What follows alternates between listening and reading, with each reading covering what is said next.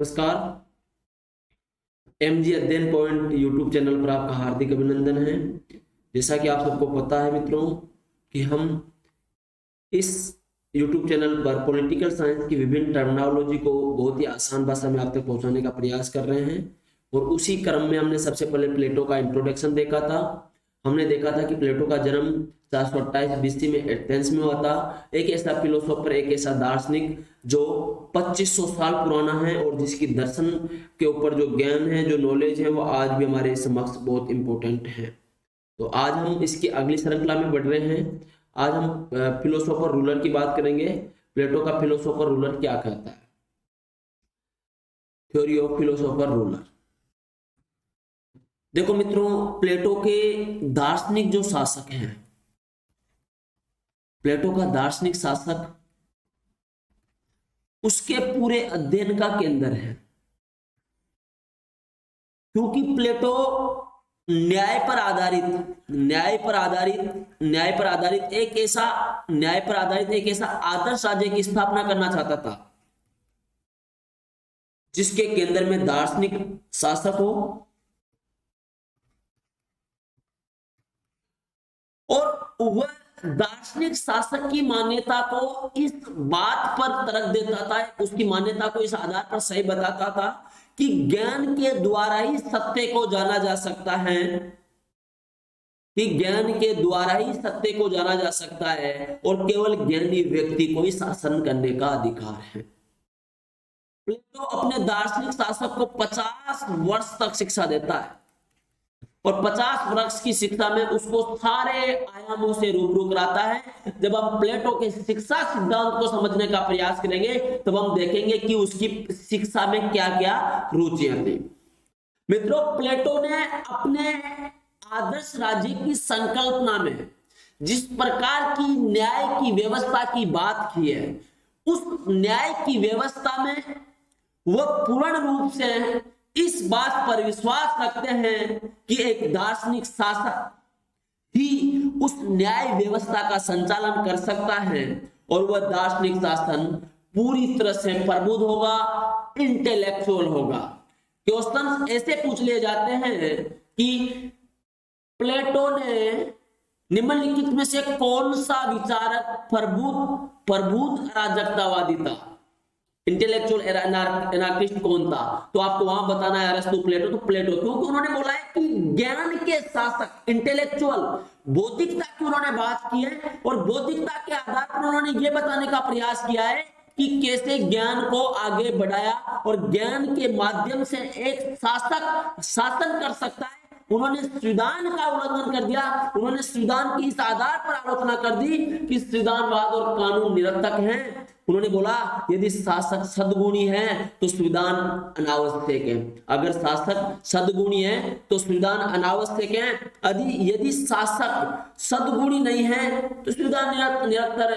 क्योंकि अगर शासन सद्गुणी का मतलब है अगर शासक अच्छा है, मान लो आप ही को मैं एक राजा बना दूं और आप अच्छे हो, आपके नियम कानूनों की पालना करने वाले, तो आप संविधान की क्या जरूरत है? और अगर आप नहीं हो अच्छे, आप सद्गुणी नहीं हो, तो आपका संविधान भी क्या कर लेगा? आपको जो करना है वो तो करने करोगे ही ना। तो the theory of philosopher ruler was the central cohesive source of stability and security of the Plato ideal state. Plato के आइडियल स्टेट की रक्षा करने वाली, उसको संभाल कर रखने वाला जो सोर्स है, जो सिक्योरिटी है, जो स्टेबिलिटी है, पूरी की पूरी मित्रों फिलोसोफर रूलर पर डिपेंड करती है, दार्शनिक शासक पर डिपेंड करती है। Philosopher had the knowledge, intellect and training to govern ruling any other task. मतलब फिलोसोफर इस बात का ज्ञान रखता है, नॉलेज रखता है कि उसको कैसे शासन करना है, उसकी शासन व्यवस्था को किस प्रकार से आगे बढ़ाना है, वो उसके बारे में अच्छी तरीके से ज्ञान रखता है। Plato defined philosopher is one who loved wisdom, जो बुद्धिमत्ता को प्यार करता हो। देखो प्लेटो ने फिलोसोफर को कैसे डिफाइन किया है? जो बुद्धिमत्ता को प्यार करता हो, जो पैशन ऑफ नॉलेज रखता हो, ज्ञान की एक कला रखता हो, ज्ञान को पैशन के रूप में अपनाता हो, और जो बहुत ज्यादा सीखने का आदी हो, ऐसे व्यक्ति को वो फिलोसोफर रूलर बनाना चाहते हैं। ये मित्रों देखने वाली बात है। अब आप इस चीज को समझ सकते हो कि कैसे प्लेटो ने अपने पूरे दर्शन के अंदर ये चीज को देखने का काम किया है कि कैसे प्लेटो ने अपने पूरे के पूरे दर्शन में कैसे इस बात को बढ़ाया है।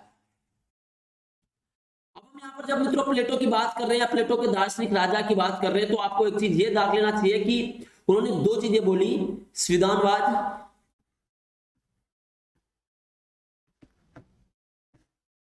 और दूसरा उन्होंने बताया कानून का शासन। और इनके ऊपर उन्होंने किसको रख दिया,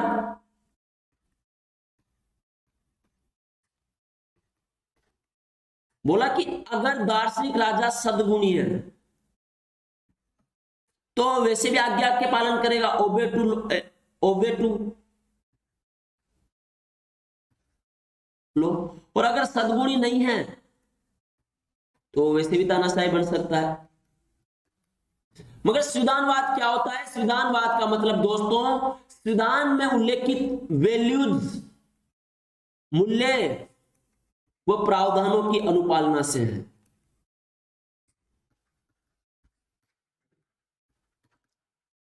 और संविधानवाद से हम देखते हैं कानून का शासन, रूल ऑफ लॉ की बात करते हैं, जिसके अनुसार ऐसा कहा जाता है कि रूल ऑफ लॉ ही सर्वोच्च होगा, कानून का शासन ही सर्वोच्च होगा, और कानून के शासन के अनुसार ही हमें आगे बढ़ना होगा। तो मित्रों, ये जिस प्रकार से उन्होंने, प्लेटो ने इस बात को रखा है, उन्होंने इस बात को बताया है कि कैसे कैसे एक दार्शनिक शासक जो सद्गुणी है, जो ज्ञान रखता है, जिसकी 50 साल का अनुभव है, वही सब कुछ है, वही वह आदर्श राज्य की स्थापना में अपनी पूरा योगदान देगा। देखो हम इसके कंसेप्ट को ऐसे समझते हैं, आप समझिएगा।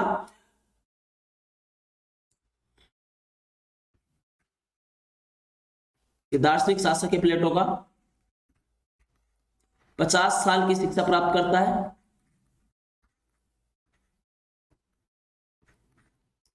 पहरेदार किसका, आदर्श राज्य का, न्याय पर आधारित आदर्श राज्य,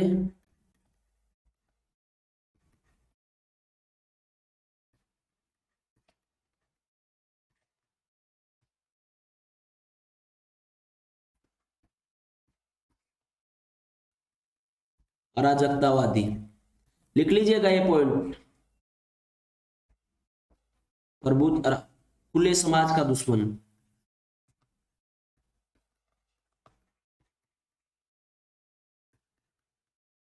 पॉल पॉपर कहते हैं उनको ये बात।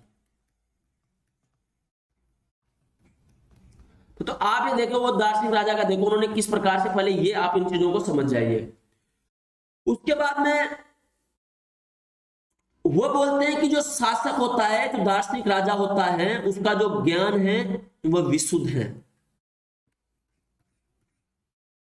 और वह जो है एक लंबी प्रक्रिया के तहत उन्होंने प्राप्त किया है।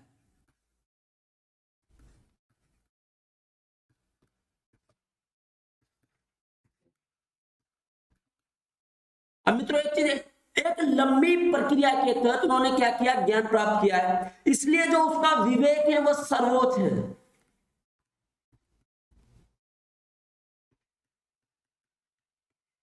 संविधान और कानून से ऊपर है।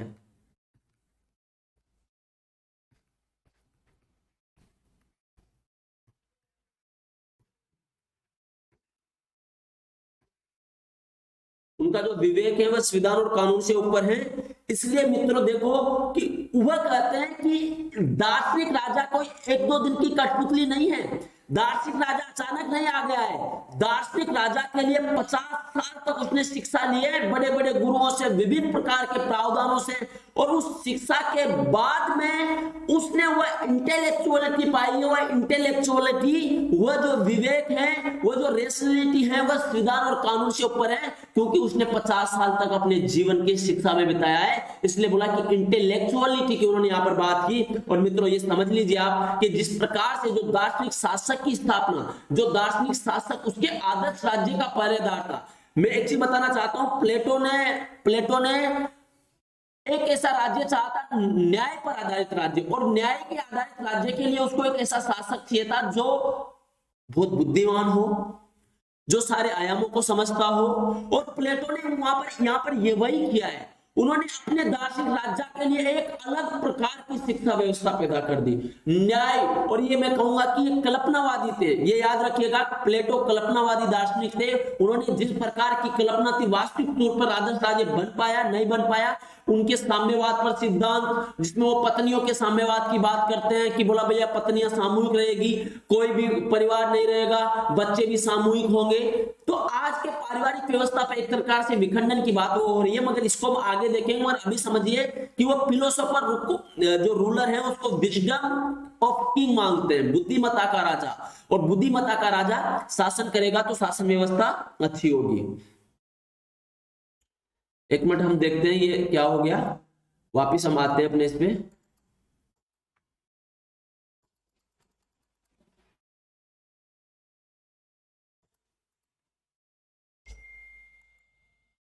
ये देखिए, अब मित्रों वो अपने दार्शनिक राजा पे कुछ सीमाएं भी लगा देता है। क्या सीमाएं लगाता है? अपने दार्शनिक राजा पे कुछ सीमाएं लगाता है कि राज्य की संपत्ति, कि राजा संपत्ति की विषमता को ना बढ़ने दे राज्य में, संपत्ति की विषमता को न बढ़ने दे, पहला। दूसरा वो लगाता है कि नगर राज्य का आकार न बदले,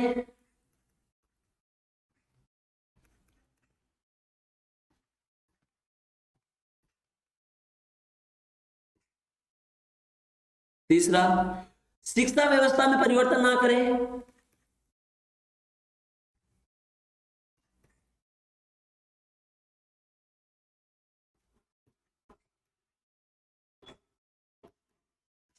चौथा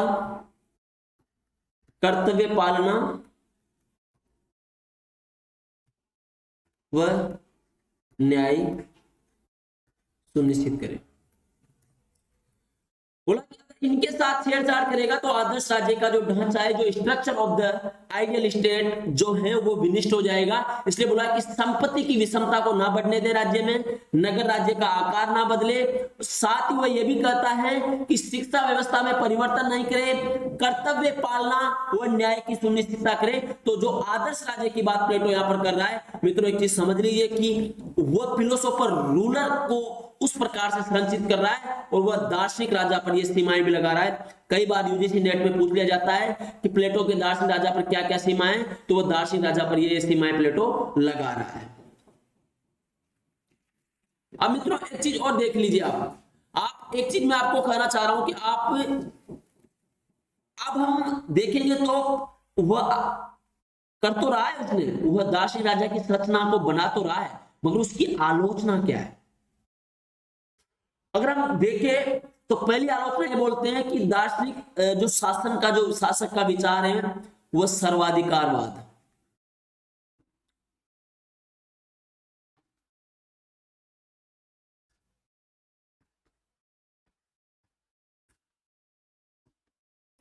यह सर्वाधिकारवाद पर आधारित है, सर्वाधिकारवाद को जन्म देगा। अब सबसे पहले मित्रों यह है कि सर्वाधिकारवाद होता क्या है? ये एक ऐसी विचारधारा है जो व्यक्ति के सभी डायमेंशंस को या किसी राज्य के सारे डायमेंशंस को कंट्रोल करते हैं, जैसे कि नाजीवाद, पासीवाद,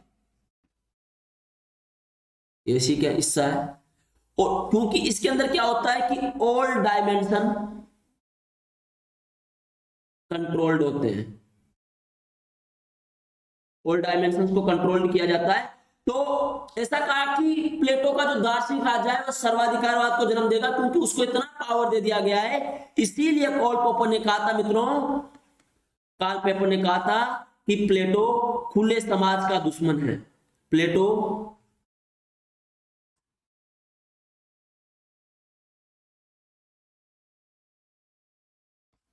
अब खुले समाज का शत्रु कैसे है?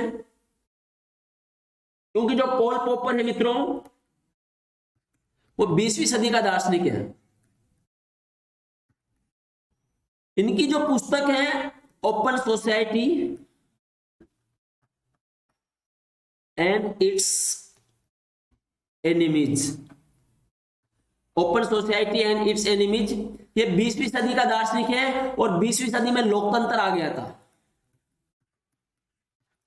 स्वतंत्रता के आयाम थे,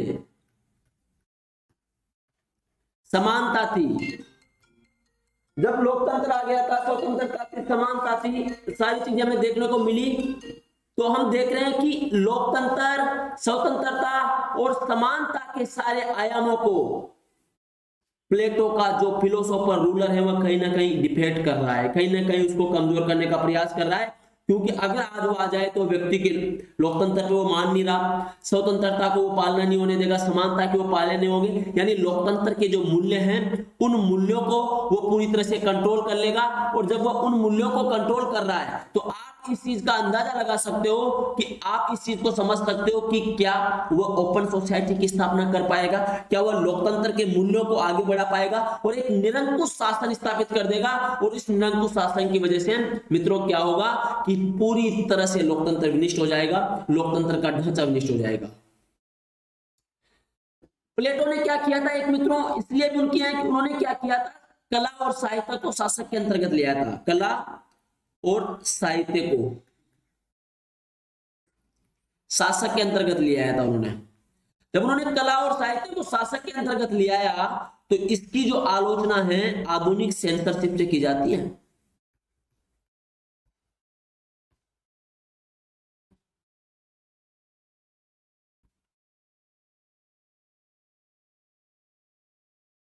इसकी आलोचना आधुनिक सेंसरशिप से की जाती है, क्योंकि स्वतंत्रता को विनिष्ट कर देगा, समानता को विनिष्ट कर देगा, लोकतांत्रिक मूल्यों को विनिष्ट कर देगा, तो फिर वहां पर क्या बचेगा ये आप समझ सकते हो। इसलिए प्लेटो को जो अपने दर्शन में कहीं ना कहीं वह सर्वाधिकारवाद पर जोर दे रहा है और इस सर्वाधिकार के माध्यम से आप देख सकते हो कि वह सारे डायमेंशंस को कंट्रोल कर रहा है। यानी वह ज्ञानी है तो इसका मतलब यह है कि वह हर तरीके से राज्य को कंट्रोल करेगा। राज्य की एक न्याय पर आधारित आदर्श राज्य स्थापित करने के लिए प्लेटो का जो फिलोसोफर है या प्लेटो की जो कल्पना है वो प्रतिभूत होगी। तो यहाँ पर इस चीज के ऊपर हम देख सकते हैं कि कॉल पॉपर ने अपनी पुस्तक लिखी थी। यूजीसी नेट का बहुत इंपॉर्टेंट क्वेश्चन है कि कॉल पॉपर की पुस्तक का नाम आ जाता है कई बार, या फिलोसोफर कूलर की प्लेटो की आलोचना किसने की थी ये भी आ जाता है। तो ये लिखना, पॉपर ने क्या था, पॉपर ने कहा था कि दार्शनिक शासक जो है स्वयं प्लेटो है। दार्शनिक शासक स्वयं प्लेटो है और रिपब्लिक जो है, जो उसकी पुस्तक का नाम है, मैंने उस दिन बताया था पहली क्लास का, अगर नहीं देखा तो वीडियो जाके देख ले, वह उसको शासक बनाए जाने का दावा है।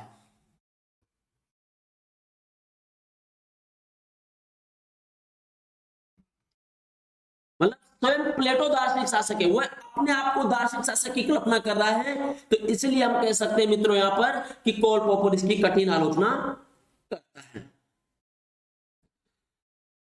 इसकी अगर अन्य आलोचना देखें तो मित्रों ऐसा भी कहा जाता है कि 50 साल तक कोई शासक अगर पढ़ाई लिखाई कर रहा है तो उसको आप किस प्रकार से स्वावलंबी मान सकते हो। एक ऐसा दार्शनिक शासक कभी स्वावलंबी हो ही नहीं सकता, 50 साल तक शिक्षा में अपना जीवन बिता रहा है। साथ में यह भी कहा जाता है कि दार्शनिक व्यक्ति वह शासन का उचित प्रबंधन नहीं कर पाएगा।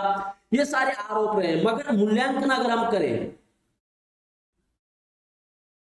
हम मूल्यांकन ये करें तो ये करेंगे कि दार्शनिक शासक का जो निरंकुश दार्शनिक शासक, हम इसको यहाँ पर निरंकुश बोलेंगे, निरंकुश दार्शनिक शासक की जो कल्पना प्लेटो ने की है, दार्शनिक शासक की जो कल्पना प्लेटो ने की है वह वर्तमान के लोकतांत्रिक राज्यों में प्रतिकूल नहीं हो सकती, क्योंकि लोकतांत्रिक राज्य उस पर बेस्ड नहीं है। साथ ही मित्रों यह है कि उनकी एक चीज को हम आधार मान सकते हैं कि उन्होंने हालांकि तानाशाही की निरंकुश शासन की बात की, मगर वहां पर उन्होंने ज्ञान के महत्व को प्रतिस्थापित करने का प्रयास किया, ज्ञान के महत्व को प्रतिस्थापित करने का प्रयास किया। इसलिए हम इतना मान सकते हैं कि प्लेटो के इसके माध्यम से ज्ञान के दर्शन को जो प्रतिस्थापित कर दिया वह इतना महत्वपूर्ण है। मगर ये समझ लिया कि प्लेटो का दार्शनिक राजा कल्पनाओं से भरा हुआ एक शासक था जो पूरी तरह से निरंकुश था, जिसके ऊपर सारी पूरा कंट्रोल करता था और जिसका एकमात्र उद्देश्य यह था कि न्याय पर आधारित आदर्श राज्य की स्थापना कैसी रहे। मैं आपको बता रहा हूं, हमारे YouTube चैनल को लाइक कीजिए, शेयर कीजिए, सब्सक्राइब कीजिए। आगे हम उनके एजुकेशन सिस्टम पर बात करेंगे। बहुत ही इंपॉर्टेंट, बहुत ही महत्वपूर्ण टॉपिक प्लेटो के सारे टॉपिक को बहुत अच्छे से आपको कवर करेंगे। बाद में इसके जितने एमसीक्यू बन रहे हैं उनको भी डिस्कस करेंगे। तो इस श्रृंखला में हमारा साथ दीजिए, हमारे यूट्यूब चैनल को लाइक कीजिए, शेयर कीजिए, सब्सक्राइब कीजिए। Thank you so much.